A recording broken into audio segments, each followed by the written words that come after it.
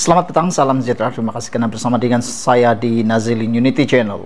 Beberapa bulan yang lepas, Hadi Awang meramalkan kerajaan pimpinan Anwar Ibrahim akan tumbang pada bila-bila masa. Saya ingatkan, betullah ramalan itu. Rupa-rupanya ramalan itu seperti yang Anwar Ibrahim katakan, silakanlah terus bermimpi dan berigau sehingga ke tengah hari.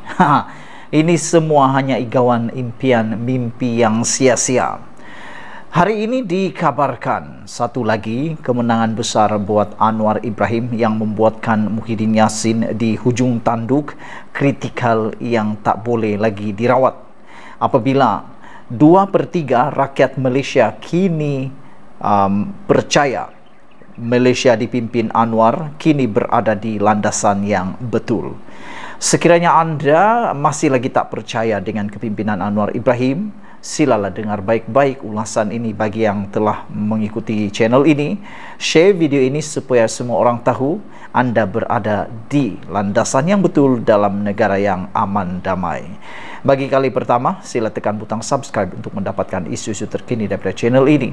Saudara-saudara sekalian, 2/3 rakyat Malaysia kini percaya Malaysia dipimpin Anwar berada di landasan yang betul.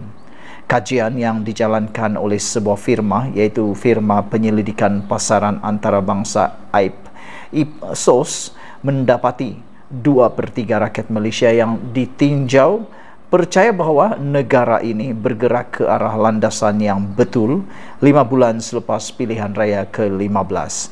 Baru 5 bulan. Bayangkan kalau Anwar Ibrahim dah memerintah negara ini selama 3 hingga 5 tahun. Apa yang jadi akan lebih aman, makmur dan luar biasa Malaysia, tata kelola yang lebih baik dan silap sikit lebih ramai orang yang akan dipenjarakan kerana perbuatan rasuah, penyelewengan, salah guna kuasa dan pecah amanah.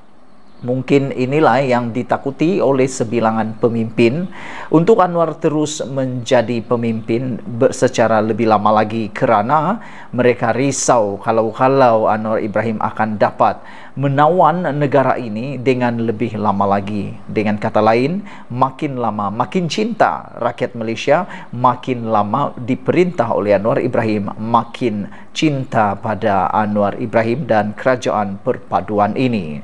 Saudara-saudara sekalian, tinjauan terbaru Ipsos bertajuk What Worries Malaysia atau apa yang membimbangkan Malaysia itu mendapati bahawa pandangan umum terhadap negara mula berubah menjadi lebih baik selepas pilihan raya pada November 2022 dan memuncak pada Januari 2023.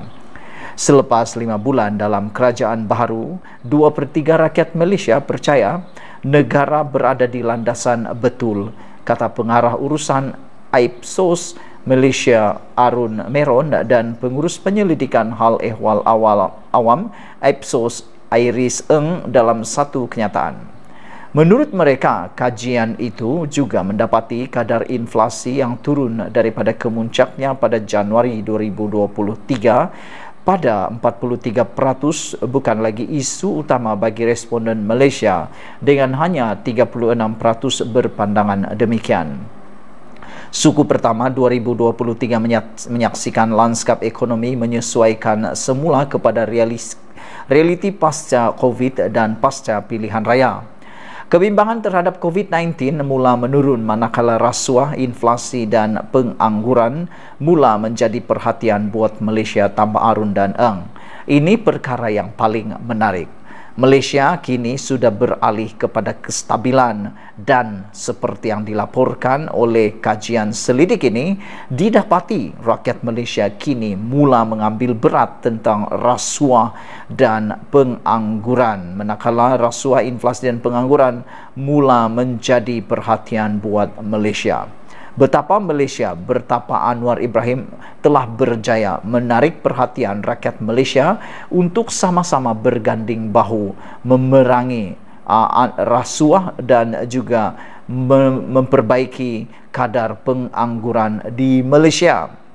Menurut 51% responden, rasuah pula menggantikan inflasi sebagai kebimbangan utama orang ramai. Ia meningkat berbanding 43% pada Januari 2023. Bayangkan saudara, dengan pendedahan demi pendedahan, dengan tangkapan demi tangkapan oleh SPRM terhadap rasuah, salah guna kuasa, pecah amanah dan sebagainya yang berkaitan dengan rasuah, kini rakyat Malaysia mula memberikan perhatian, mula memberikan penekanan berat terhadap kegiatan rasuah.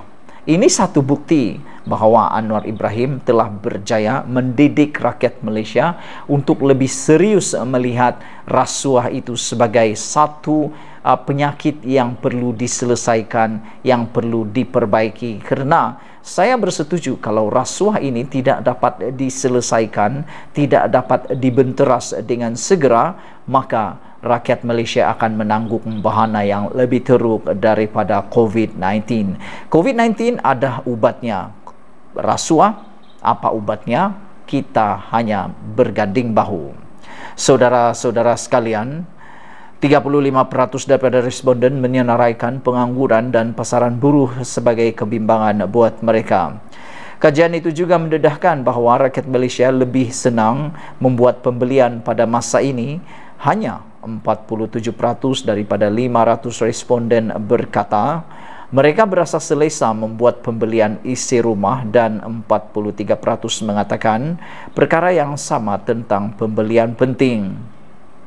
Inflasi berterusan menjadi antara kebimbangan utama. Sementara ia telah menunjukkan tanda-tanda awal aliran menurun. Ditekan oleh inflasi, keyakinan ekonomi dan niat membeli pengguna semakin tergelincir daripada peningkatan sentimen pasca pilihan raya, kata Arun dan Eng ketika membuat kesimpulan. Kerajaan pimpinan Anwar Ibrahim berusaha keras dalam menangani isu-isu berhubung kos sara hidup yang semakin memuncak sebaik mereka berkuasa pada November lalu.